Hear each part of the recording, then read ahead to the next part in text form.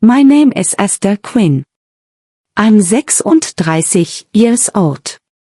And last Monday, 3 strangers with a moving van froze halfway up my front walk because of the old man sitting on my porch swing. Behind the mover stood my brother spinning a freshly cut key around one finger and my mother holding a homemade eviction notice for a house that has never belonged to either of them. The old man on the swing was 71 years old, wearing a grey felt hat, folding his newspaper along the crease the way some men fold flags. In his lap was a folder. But here's what none of them knew, and what the title of this video doesn't tell you. That folder was only my second layer of paperwork. The first layer I'd signed quietly back in April when everyone still thought I was the pushover of the family. And the third, the paper I signed at my own kitchen table 2 days after that moving van left empty, is the one my mother still won't say out loud because it's the paper that cost her a daughter and cost me a mother, and we both signed up for ET. Welcome back to Con Drama Stories, where quiet people finally tell the stories their families hoped would stay buried. If you've ever been the one who kept the peace while everyone else kept score, this one is for you. Drop a comment below and be sure to subscribe. The house sits on Birchwood Lane in Cedar Rapids, Iowa. A 1938 craftsman with a porch swing my grandfather built and a garden my grandmother ran like a small benevolent government. Jean and Dorothy Waverly, my mother's parents, though you'd never have guessed the connection from the visiting schedule. For the last 6 years of their lives, I spent every Saturday afternoon in that house. It started when Grandpa Jean's niece quit climbing ladders and Grandma's pill organizer got complicated, and it just never stopped. I did gutters in October and storm windows in April. I drove them to appointments and waited with a paperback. I learned that Grandma cheated at crosswords and Grandpa knew she cheated and had been quietly supplying her with answers for 50 years, which is the best definition of marriage I have. I'm a librarian. 11 years with the Cedar Rapids Public, so I fit right into that house. Everything labeled, everything where it lived. Grandpa had a key cabinet he'd built himself. 9 brass hooks.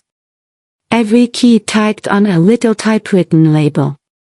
Front, Spare, Cellar, Shed. He'd tap it when I teased him about ET. Label it once, he'd say. And it never argues with you. 6 years of Saturdays. My mother visited 4 times. I know the number because Grandma kept a guest book on the hall table. Partly out of politeness, mostly, I think, out of evidence. Librarians aren't the only ones in this family who keep records. I never once asked my grandparents about their money. I want that on the record, too, because everyone in this story who ends up shouting about fairness asked constantly. Asked, borrowed, rounded down, forgot. I brought soup and washed stone windows. Remember the guest book, and remember the key cabinet. One of them explains everything that happened. The other one nearly ended ET. To be fair to everyone, let me introduce my family the way a catalog would. My mother, Patricia Quinn, 58, sells insurance part-time and speaks in press releases. She doesn't ask, she announces. This family has decided Thanksgiving will be at 2. Your brother needs the truck. It's settled. Divorced 20 years, sharpened by ET. And my brother Cole, 33, who has spent his whole life being caught by a net he never once had to look for. Cole got a car at 25 with money loaned from Grandma that no one ever saw again. Cole's rent had a way of becoming everyone's project. He isn't evil. I want to say that early because it matters later. He's something more common. He's a man who was taught patiently over decades that his share of the world was being stored in other people's houses and that collecting it was just a matter of timing. The lesson came from our mother and she came by it honestly, but that part one didn't understand until much later. What I understood was the incident 4 years ago. Grandma Dorothy's checking account came up $30,000 light. It turned out Mom had advanced herself the money, her phrase, for a business idea that evaporated. The family called it a misunderstanding. Grandma called it nothing at all in public. But that month, my quiet grandparents asked me to drive them downtown to see a lawyer named Harold Bland, who had handled their papers for 30 years. They didn't tell me why, and I didn't ask. I sat in the car with my paper bag for over an hour. And when they came out, Grandpa Gene looked lighter and Grandma held his arm. And neither of them said one word about it ever. 4 years later, I found out what they'd done in that office. So did my mother. Only one of us was surprised. Grandpa Gene died 3 years ago in his sleep with the storm windows up because we'd done them the Saturday before. Grandma Dorothy followed him this past January on a Tuesday, holding my hand in a hospice room that smelled like lavender and cold coffee. I was the one there. I need you to know that without me polishing it, not because my mother was cruel that week, but because she was busy, and Grandma's dying took longer than her schedule allowed. At the funeral, I did what I always did. The flowers, the guest book, the thank yous, the casseroles logged and returned in the right dishes. I stood at the door of the church for 2 hours saying she loved you too to people I'd never met.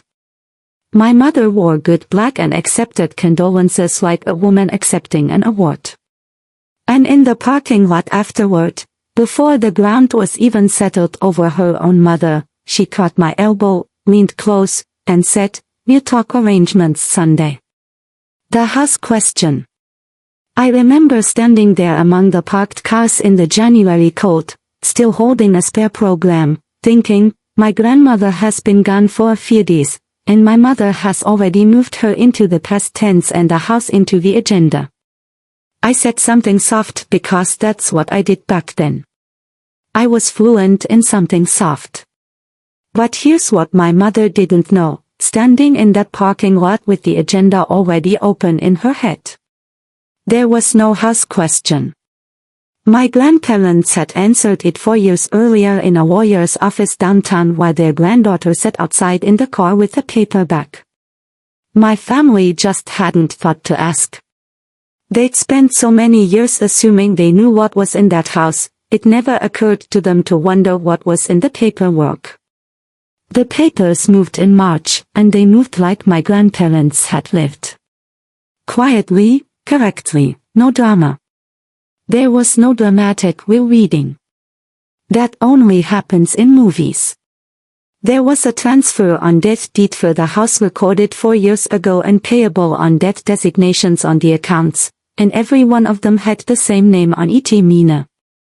The house on Birchwood Lane, appraised at $650,000. The retirement and brokerage accounts, another $550,000 Million, passing directly to the granddaughter, skipping my mother's generation entirely, as legal and as final as a label on a key. Harold Brandt walked me through it in his slow, folded newspaper voice, and at the end he said something I didn't fully hear at the time. They were very clear, Miss Quinn. They were protecting this from something specific.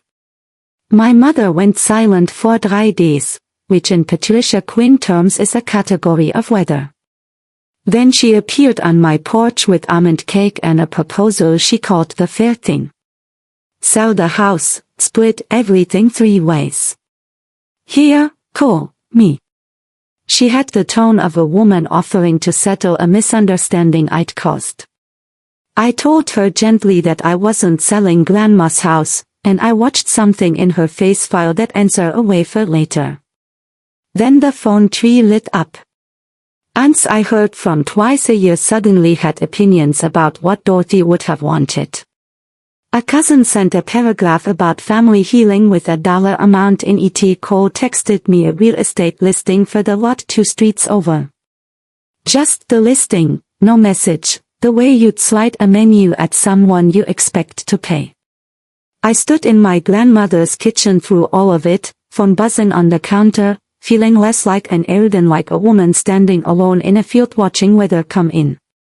So in April, I did the thing nobody expects from the soft one. I went back to Harold Brand's office alone, sat in the same chair my grandparents must have sat in, and asked him to build me a wall. An irrevocable trust. The house went into it, the accounts went into it. Harold and I became co-trustees, meaning the property no longer belonged to Esther Quinn, private citizen. It belonged to the Waverly Family Trust, managed by 2 signatures, one of which had been practicing law since before I was born. Nobody could pressure me into selling in a weak moment, because my weak moments no longer had the authority. It cost $6,800. And I want you to hear how quiet it was. No announcement, no confrontation, no dinner table speech, 2 appointments and a notary. While we signed, Harold looked at me over his glasses and asked the question I've thought about every day since. In case of what, Miss Quinn? And I said, just in case. And he let it sit there because lawyers know an unfinished sentence when they hear one. I couldn't say the rest out loud. Saying it out loud would have made it real. In case my mother is exactly who I think she is. In case my brother is exactly who she raised. That same week, Harold's office signed the trust up for the county recorder's title alert service. A free thing, most counties have it, which sends an email if any document is ever filed against your property. A tripwire made of paperwork. I also changed the locks and moved Grandpa's key cabinet from the mudroom to the hallway where I'd pass it every day. And then this is the part that tells you everything about who I still was. I kept answering my mother's calls. Every single one. You can build a wall around a house. Building one around your hope takes longer. Summer was the soft campaign. If you've lived through one, you know the choreography. My mother called about nothing, then at minute 8 asked for the dog coat, so I can water the plants while you're at work, honey. I said I had a watering schedule. She laughed lightly and fired it. Cole came by in June, first visit since the funeral, and wandered the upstairs just seeing the place, pausing in the big front bedroom to say, Lily would love this room for sleepovers, wouldn't she? His 6-year-old, my niece, deployed like a crowbar wrapped in a blanket. And texted, such a big house for one person. Seems lonely, no? Each of these came wrapped in reasonableness, and each one wanted the same thing. A toehold, a coat, a key, a room, a habit. I said no to all of it, politely, separately. And I want to be honest about the price, because this channel is where I don't perform. Every single no cost me a night's sleep. I'd lie there rehearsing the conversation, auditing my own tone, drafting apologies for offenses I hadn't committed. That's what a lifetime of peacekeeping does to you. It convinces you that other people's comfort is your rent, and it bills you nightly. By late summer, something changed. Cole stopped calling, stopped texting, skipped Labor Day entirely. My brother had never in his life gone quiet around money, and the silence had a texture to it like the pause after someone draws breath. People like Cole go quiet for exactly one reason. They've stopped asking because they've found another way. I told myself I was being dramatic. I checked the locks anyway, twice, and touched the trust binder on the shelf like a superstition. It turned out I was checking the right things.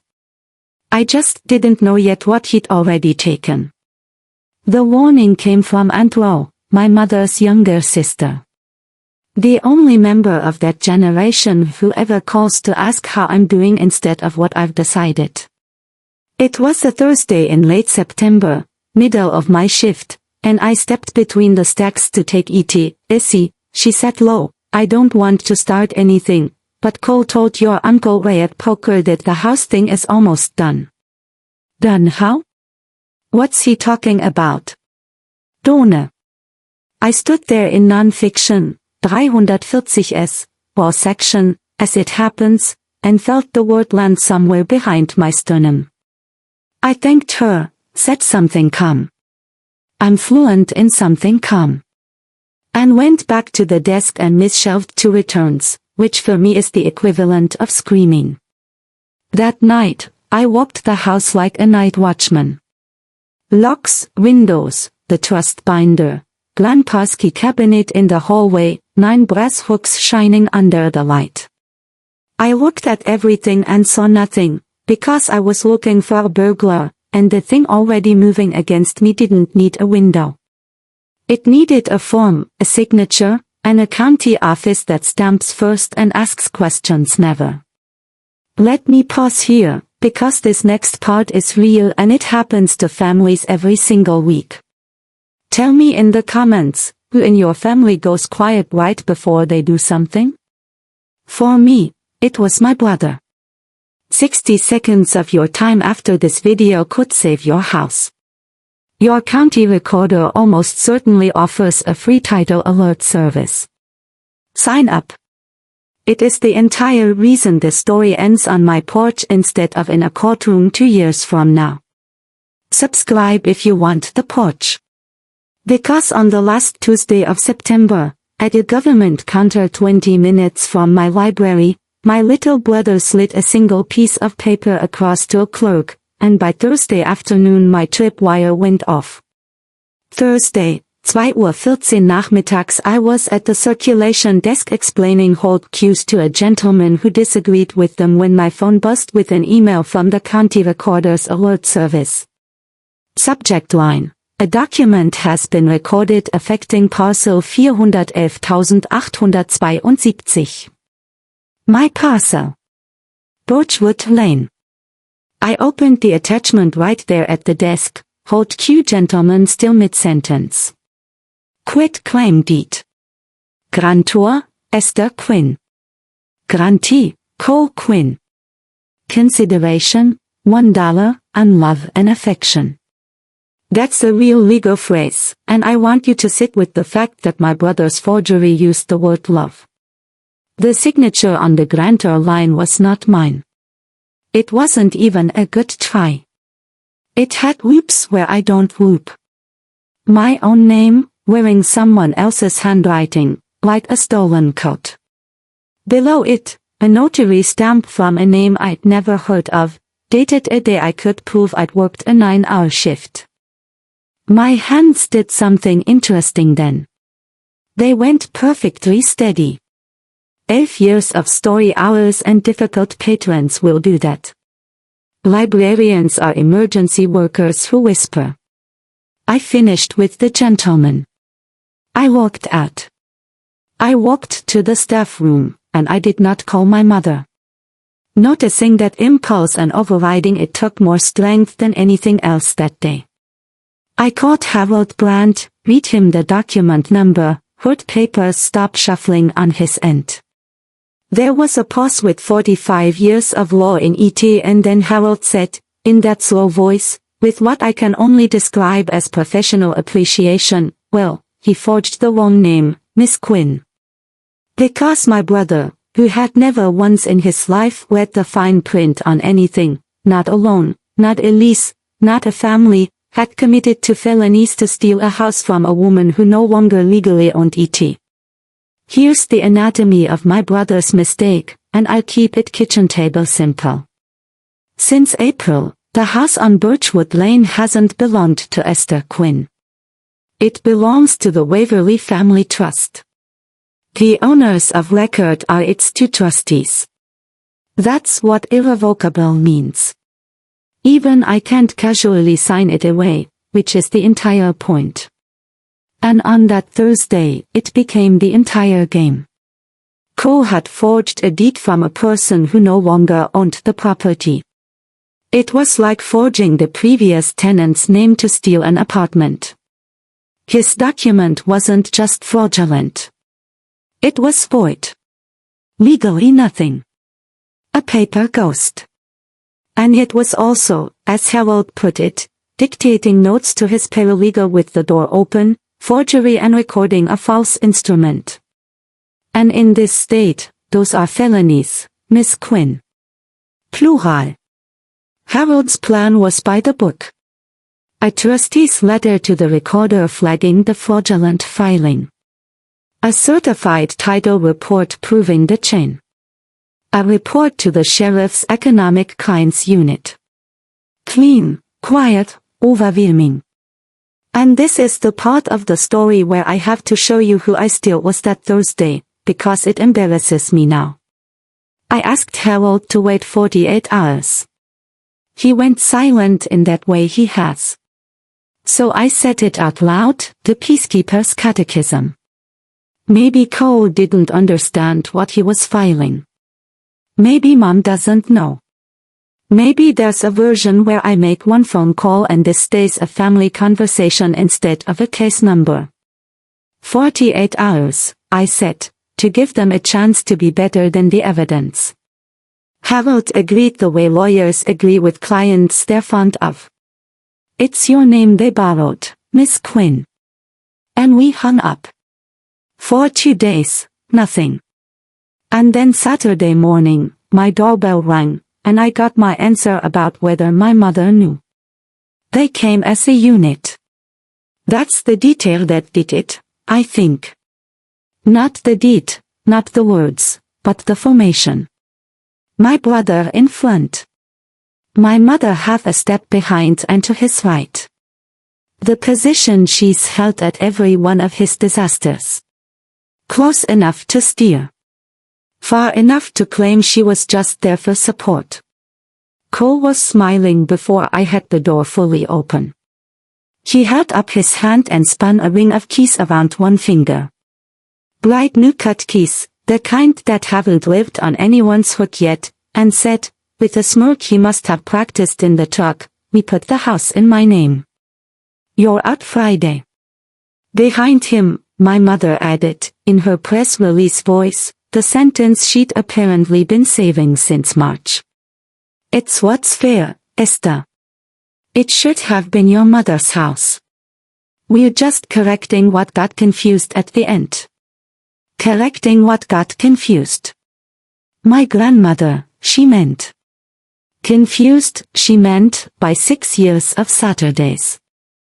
I looked at the two of them on my grandparents' porch.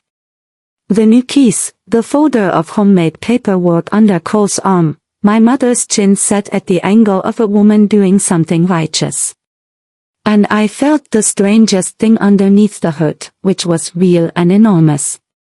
There was something almost like relief. 48 hours of, maybe they didn't mean E.T. And here they were, meaning it out loud, in the daylight, wearing E.T. I didn't argue. I didn't say trust or felony or lawyer. I said the only thing that needed saying, in the voice I use for overdue fines. You're sure about that? And I closed the door softly. Through the frosted glass, I watched their shape stand there for a moment, victorious, they thought, over the pushover, and then walked back down my grandfather's steps.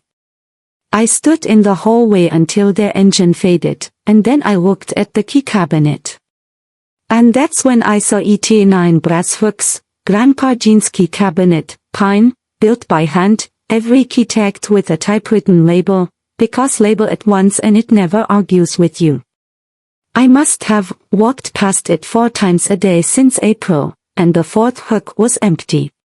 The label was still there. Front spare, neat as a catalog card. The key was gone. I stood in front of that little cabinet feeling the temperature of the house change, because I changed the locks in April, and the spare on that hook was for the new locks. I'd hung it there myself, in the house, behind a locked door. Whoever took it hadn't broken in. They'd been let in. And I only ever let two kinds of people in. Guests I watched, and family I didn't. My mind went where yours is going. Mother's Day weekend. My mother in this hallway in May, while I plated her dessert in the kitchen like a good daughter, alone with the cabinet for 2-3 minutes. Or June. Co upstairs, just seeing the place, his footsteps wandering, me downstairs, boiling water and being decent. I couldn't prove which one of them lifted it, and it didn't matter. New cut keys, bright on my brother's finger. Now I knew where the blank came from. That empty hook did something to me that the forged deed hadn't managed. The deed was a crime against paperwork. Harold's territory. Void. Handlead. But the hook was my grandfather's system, his little machine of trust. Label it once and it never argues. And one of the two people he'd fed at his table for 50 years had reached into it while I made tea and taken the key to his front door. I took my phone out, stood right there in the hallway, and called Harold Brandt at home, on a Saturday. How fast can we move? Monday, he said. The recorder opens at 8. And then, gently, there come before that, Miss Quinn. His type always hurries. I'd like to be sitting on your porch when they Donnerstag. Sunday, I did what frightened librarians Donnerstag I made order. I moved the trust binder and grandma's jewelry to a bank. I photographed every room, every drawer, time-stamped, the way we inventory a collection. If anyone ever claimed I'd stripped their house, I'd have the catalog. I found faint pry marks on the back door, shallow, abandoned. Someone had tried the hard way first, weeks ago, maybe before acquiring a key the family way. My neighbor Vera, 79, deadheading her roses with the timing of a woman who misses nothing, waved me over. Saw your brother out front last week, taking pictures of the house. Tuesday, maybe? I figured insurance. Tuesday, the day the deed was recorded. My brother had stood on the sidewalk photographing his prize the way you photograph a car you're about to drive off the lot. And in my mailbox, no stamp, hand-delivered, an envelope containing a notice to vacate, typed with my name misspelled once and the statute citation copied from the wrong state. My brother came to evict me with a template he'd found online and hadn't proofread. I sat on the porch steps holding that notice, and I laughed. One short, ugly laugh I wasn't proud of. And then, without warning, my eyes stung. Because this was the boy who'd sat on their grandma's table eating stolen frosting while I read to him. That boy grew into a man who'd cut keys to my locks with a stolen blank and misspell my name on a fake eviction notice. And somewhere between the frosting and the felonies, every adult in his life, including me, had called it love and let it ride. Monday was coming. I put the notice in a plastic sleeve, evidence habit, and went to bed early and slept, to my own surprise, like a woman with two trustees. Monday, 8:40 morgens I heard the diesel before I saw it a box van easing up Birchwood Lane. Two guys and a van on the side, in peeling letters, parking with one wheel up on my grandfather's curb, which felt symbolic. Cole climbed out of his truck first, wearing work gloves, actual work gloves, dressed for the harvest. My mother followed in her good coat, carrying folded banker's boxes like a woman bringing side dishes. A third man, one of the two guys presumably, hopped down from the van with a dolly. They made it exactly halfway up the front walk and froze, because on the porch swing, in the gray felt hat, with a thermos of coffee on the rail and the Gazette folded along its crease, sat Harold Brandt, attorney at law, 71 years old, who had been there since 7:15 and looked like he'd been there since 1962. And at the curb, angled just so, sat a sheriff's cruiser with Deputy Kowalski leaning against the fender, arms crossed, doing that thing law enforcement does where they say absolutely nothing. And it's the loudest sound on the street. Vera was out with her watering can, watering a rose bush she'd already watered. 20 feet up house away from the best show on Birchwood Lane in 40 years. Nobody moved. The dolly guy looked from the deputy to Cole to the deputy again, recalculating his hourly rate. And Harold, God bless him forever, took his time. He set down the newspaper along its crease. He stood up in stages, the way 71-year-old niece negotiate, picked up the folder from his lap, squared its edges, and said, in a voice that carried to every porch on the block without once being raised, "Good morning. Which one of you is Cole?"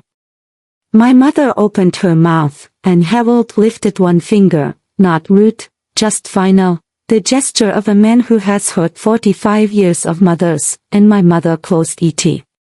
What happened next took 11 minutes, and I have replayed it perhaps 400 times. Harold laid the papers out on the flat arm of the porch swing like a man dealing solitaire. Exhibit 1, Certified Title Report. As of April 7th, he said conversationally, this property is owned by the trustees of the Waverly Family Trust.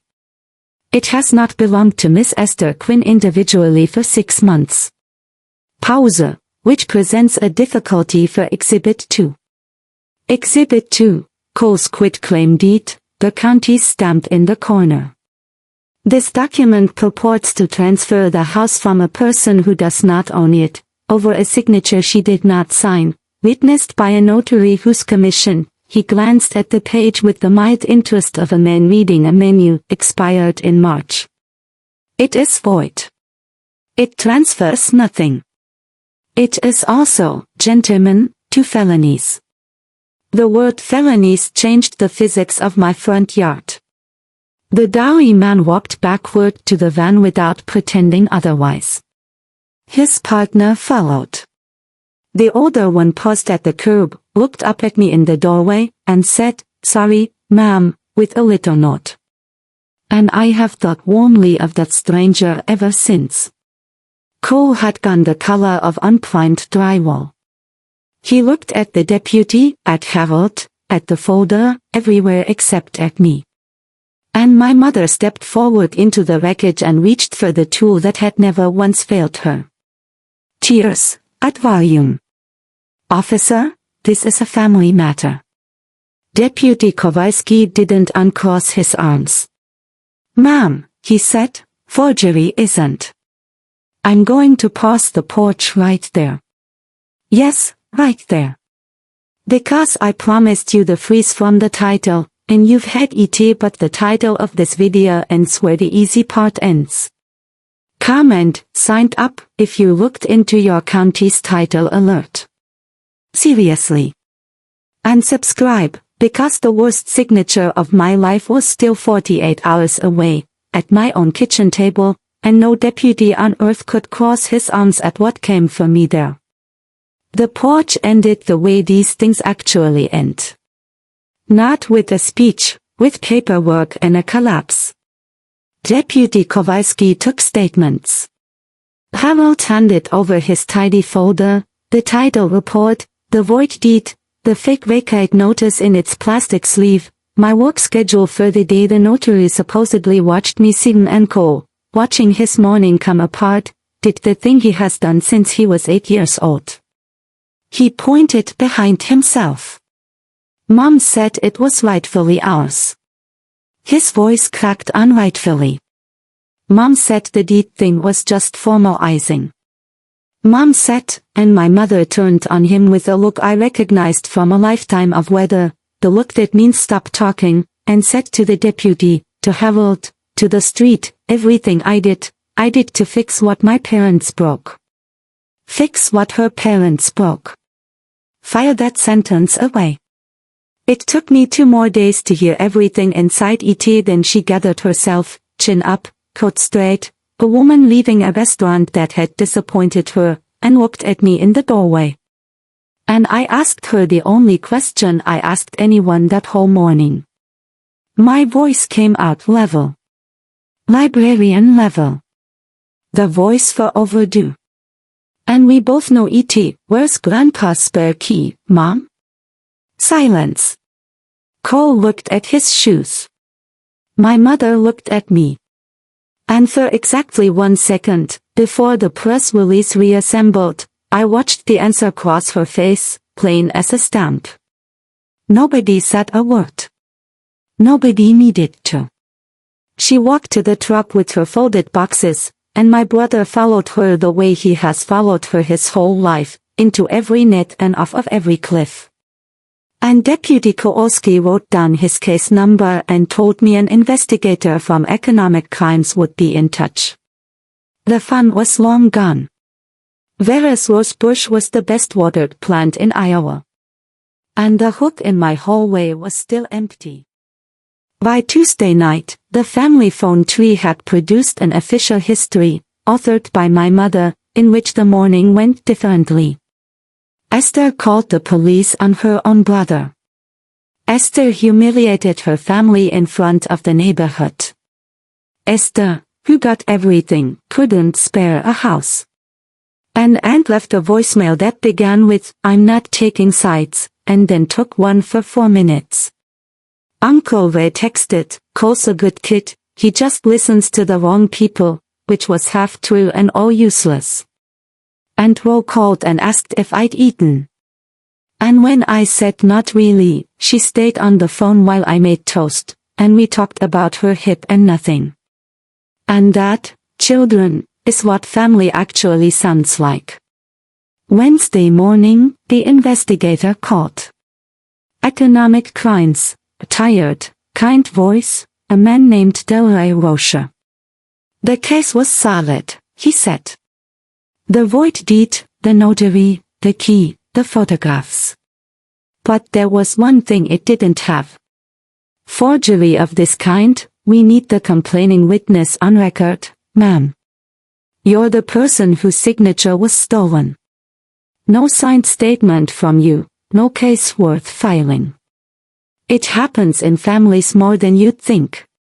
We get right up to this line and the victim won't cause ET.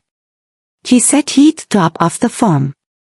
No pressure, he said, which meant all of ET. I hung up and stood in the kitchen, and the house was very quiet around me, the way a library is quiet. Not empty. Listening. Because here was the actual shape of everything, arriving at last. The trust had saved the house without asking me to be brave. The alert, the porch, Harold, the deputy, machinery I'd bought and built. But the machinery had carried it exactly as far as machinery goes. The last piece of paper needed the one thing no trustee could sign for me. My name, in my handwriting, against my brother. That night I alphabetized the cookbooks. I do that when I'm scared. The spines don't argue. And I ended up the way I always end up, in the kitchen chair across from Grandma Dorothy's chair, the one nobody sits in, talking to it, which I'll deny if you quote me. What I kept hearing wasn't advice. It was something she said 2 winters ago, apropos of a bill she wouldn't let my mother see. Your mother thinks love is a ledger, Essie. Her father kept one. We learned that too late to unteach ET. Her father, Grandpa Jean, my grandfather of the labeled keys and the level Saturdays, had been, by every account, including his own late regret, a hard man about money with his daughter. Everything earned, everything itemized, affection dispersed like allowance. Dorothy softened him eventually. Grandchildren finished the job. But Patricia grew up inside the original ledger, and she'd spent 50 years billing everyone since. The $30,000. The almond cake fairness. It should have been your mother's house. My mother wasn't lying on that porch when she said she was fixing what her parents broke. She had, simply, her whole life, been collecting a debt from the wrong people, because the two people who actually owed it had died. One holding my hand, and left the estate to the witness. I sat with that until the clock on the stove said Zinta, and I understood that pitying her and stopping her were not opposites. They were the same act, performed once, with one signature. Then I picked up the phone and called Harold Brandt at home. 10 Uhr, thing I'd never done, twice in 1 week. A thing the old Esther apologized her way out of even needing. He answered on the second ring. Miss Quinn. And I said the sentence I had never once said in 36 years of keeping everyone's peace. Don't soften anything, Harold. File everything. There was no way back after that, and I slept anyway. Wednesday afternoon, my mother came alone. No press release, no almond cake, no coal to stand in front of. She saw the investigator's form on the kitchen table. I hadn't hidden it, I'd stopped hiding things in that house. And she sat down across from me in Grandma's chair, which she would not have done if she'd known whose it was, and she worked through her repertoire in order, like a musician playing scales. First, the soft one. Families handle these things privately. No need for courts. Coal is fragile right now. Then the ledger.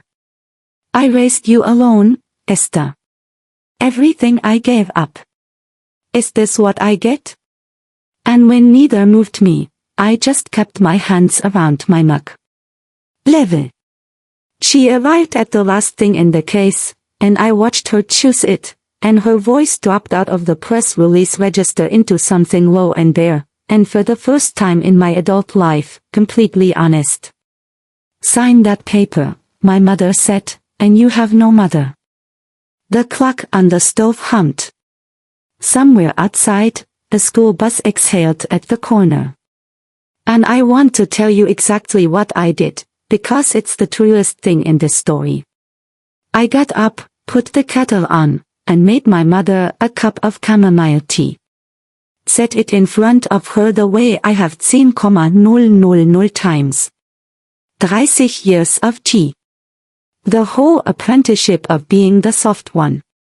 She looked at that cup like it might be a trick. It wasn't a trick. It was a goodbye. I just didn't know it yet, and neither did she. She left without drinking it, and her heels down the front steps sounded like a gavel.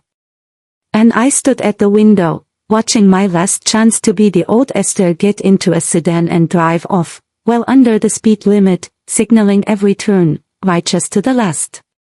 I didn't sign it that afternoon. I want that on the record, too. It was never automatic, whatever my mother believes. I called Aunt Ro instead and asked her the question I'd been circling for 2 days. What happened between Mom and Grandpa, before us, the real version? Ro was quiet a moment, and then she told me how their father ran the house on itemized love. How Patricia, at 30, had borrowed against a business and lost it, how Jean had not merely refused to bail her out, but had said at Sunday dinner, in front of everyone, that she'd never hold title to anything of his while he breathed. He got kinder, Essie. Old age, and your grandma, and you kids sanded him down. But Patty never got the kind version. You did. I sat with that. It explained everything and excused nothing, which is the truest sentence I know about family. While we talked, my phone buzzed. Mandy, Cole's wife, separated since spring, civil to me always. Lily wants to know if Baking Saturday is still on. Don't feel you have to. Lily, 6 years old, my brother's daughter, who comes over one Saturday a month and stands on Grandma Dorothy's step stool measuring flour with the seriousness of a jeweler, in the kitchen her father tried to steal. Still on, I typed. Always on. And that settled it, though it took me until dark to know it had, because the question was never really punish Cole or forgive Cole. The question was which kitchen Lily grows up watching. One more generation of quiet women underwriting loud men, buying peace by the pound and calling the invoice love. Or one single adult, in the whole Quinn line, who let the truth cost what it costs. On Wednesday night, I laid 3 things on my kitchen table. The witness statement, a pen, and my grandfather's empty key hook, which I unscrewed from the cabinet and set on the wood like a small brass witness. Then I sat down to decide who I was. Here is what a witness statement actually looks like. For the record. 2 pages, gray type, boxes. Name of complainant. Relationship to suspect. There's a box for that. Relationship to suspect, and then a blank line, 3 inches of nothing, where you're meant to write a word like brother, as if it were a fact the same size as a license plate number. I read the whole form the way I read everything, twice, front to back, and it was the blank lines that nearly beat me. Did the complainant became aware of the fraudulent instrument? Thursday, 2:14 Uhr nachmittags, between non-fiction and the hot queue. Description of relationship history. 33 years, starting under a table with stolen frosting. I picked up the pen twice and set it down twice. The second time I actually reached for my phone. The peacekeeper's last reflex. 1 call. Mom, tell me a version where I don't have to do this.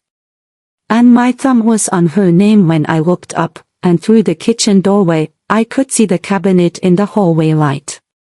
8 keys shining, and on the table in front of me, the 9th hook, brass, empty, tagged in my dead grandfather's typewriter.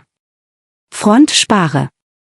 And the reflex died mid-reach, because somebody in my family had stood in my grandfather's hallway while I made them tea and lifted the key he labeled with his own hands, and then come back with movers for the rest of ET and the person they were all counting on to absorb that, to file it under misunderstanding. With the $30,000 and the 4 visits in 6 years and every swallowed Saturday of my life, that person was the only one at this table.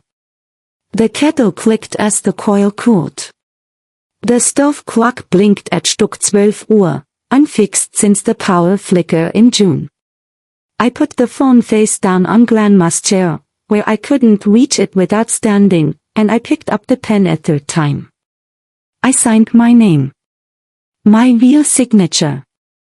The one Cole couldn't fake. No loops. Small. Level. A librarian's signature, built for 10,000 due date cards. Esther M. Quinn, complainant. It made a sound like nothing at all. Pen on paper. The quietest sound in the world for the loudest thing I've ever done. And then, before the ink was dry on the first paper, I pulled a second sheet toward me, blank, and wrote a letter I had been composing in my head since the porch, to the county attorney's office, in my own hand. I told them I was cooperating fully as the victim and complaining witness. And then I asked, not demanded, I know the difference, and so do they, that they consider my brother for the state's deferred judgment program. Restitution, supervision, the felony held over his head instead of hung around his neck, on the condition of full repayment and no contact with the property. I wrote the last line slowly, because I wanted them exact, and I'll give them to you exactly. My grandparents built this family a house.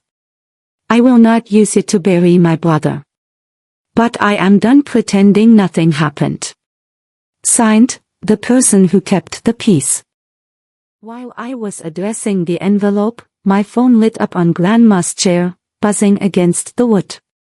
"Mom," said the screen, glowing in the dark kitchen. "Sign that paper, and you have no mother." I looked at it, and I let it ring all the way through. 6 buzzes, 7. The longest my mother has ever let anything of hers go unanswered. And in the new silence afterward, I sealed the envelope and pressed the flap down with the flat of my grandfather's empty brass hook, like a notary of my own. Nobody exploded. Nobody was even in the room. That's the part the movies get wrong about the biggest moment of your life. Mine happened at a kitchen table, alone, in my bathrobe, next to a cup of chamomile going cold in front of an empty chair. And the only person whose composure I had to outlast was mine. I'll keep the legal aftermath short, because courts are slow and this channel respects your time. The deed was formally flagged void. The county attorney charged Cole, and in the end, pushed some by my letter, Delray Rocha told me, and some by a public defender who finally made Cole listen to someone. My brother took the deferred judgment. Full restitution of everyone's costs. 2 years of supervision. A no-contact order for Birchwood Lane. The felony suspended above him like the world's most educational ceiling fan. The notary, whose expired stamp blessed the forgery, lost his commission and picked up his own charge. No prison. I'm at peace with that. The point was never a cage. The point was that for the first time in 33 years, a consequence arrived at my brother's address with his name spelled correctly. I saw my mother once during all of it, in the courthouse hallway, on the day Cole entered his plea. She was sitting on a bench outside the courtroom in her good coat, hands folded, smaller than the version of her that lives in my chest. I sat down on the same bench, because there was only one bench, and we watched the door together. 2 women with one last name. And without turning her head, in a voice with nothing left in it but the truth, my mother finally said the sentence underneath every other sentence she has ever said to me. They never once trusted me, Esther. Their own daughter. You got the childhood I asked them for. And there it was. The whole engine, laid out plain on a courthouse bench. Not greed. Older than greed. I looked at my hands, my grandmother's hands, with my grandfather's stubbornness, and I gave her the only answer I had, and I kept my voice level, and I meant every word of it. I know, Mom. But I didn't take it from you. And neither did the house. She didn't answer. The door opened. They called the case, and my mother and I walked into the same room through the same door. One of us the victim's family and one of us the victim.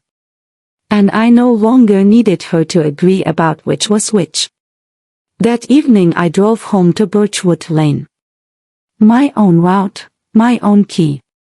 And I did something I'd been saving without knowing I was saving it. I sat down on the porch swing, right where Harold had helped court with his thermos and his folded gazette, and I let it rock me the way it rocked my grandparents through 40 summers of evenings. The street did its ordinary things. Vera's sprinkler ticked around. A school bus site somewhere over on Maple. No vents. No formations on my front walk. Nobody coming up the steps with paperwork of any kind. Then I went inside, to the hallway, took out Grandpa's little screwdriver, labeled, of course, small flat, and screwed the 9th hook back into the cabinet where it belonged. Onto it, I hung a key I'd had cut that afternoon. Bright brass. The new front door spare.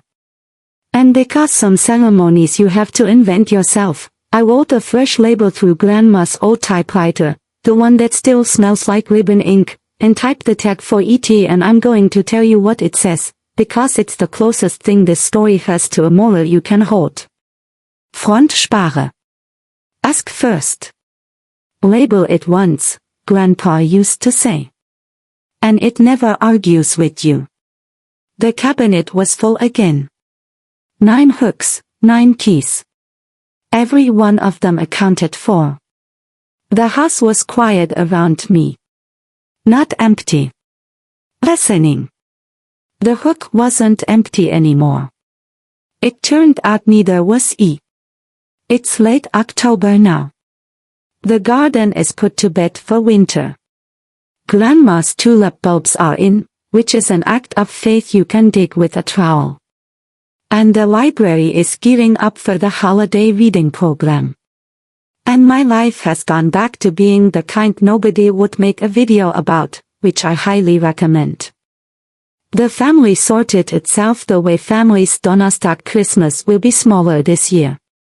The phone tree is Team Patricia. Uncle Ray is officially neutral, which means Team Patricia with extra steps. And Aunt Ro has already booked her flight up for the 23rd and requested my grandmother's cinnamon rolls, plural, in writing. My mother has kept her word with a discipline I'd find admirable in any other context. Total silence. A month and counting. She is, it turns out, a woman of her word. It's the one thing she and the trust have in common. Irrevocable. I've decided to let that be its own kind of answer. And no, it doesn't stop hurting. It just stopped running my life. Co is working. Actual work. A warehouse job in Hiawatha, and making his restitution payments on schedule. Last week, a card came in the mail. His handwriting. No money requested, which makes it the first letter of its kind in our family's history. It said, paying it back. All of it, tell Lily I'm okay. I haven't answered it yet. I haven't thrown it away either. It lives in the drawer with the guest book. And we'll see. Some doors you don't slam. You just get honest about who holds the key. And Lily. Lily still comes on Saturdays. She stands on Grandma Dorothy's step stool, in the kitchen her father tried to steal, measuring flour like a jeweler, bossing me about sprinkles. 6 years old, and the owner of a college fund. The trust quietly opened for her. $40,000, growing in the dark like tulips. She doesn't know about any of this, and if I do my job right, she won't for a long, long time. But someday, when she's grown, she may notice something odd about the women in her family. That somewhere back up the line, one of them stopped paying rent on other people's peace, and that everything after her got easier. The house is warm. The locks are mine. The 9th hook says, ask first, and everybody does now. And that, it turns out, was all I ever wanted the word family to mean. Here is the one thing I know now that I didn't know last winter. I used to think keeping the peace was love. And it took a forged deed, an empty key hook, and one signature at my own kitchen table to learn that peace you have to keep buying isn't peace at all. It's rent. That's my story. One empty key hook. One old man on a porch swing. One signature my mother still won't forgive. If you own your home, look up your county's free title alert service tonight. It's the whole reason this story ends on a porch and not in a courtroom. And share this with the peacekeeper in your family. She knows who she is. Drop a comment, hit subscribe, and I'll see you in the next one.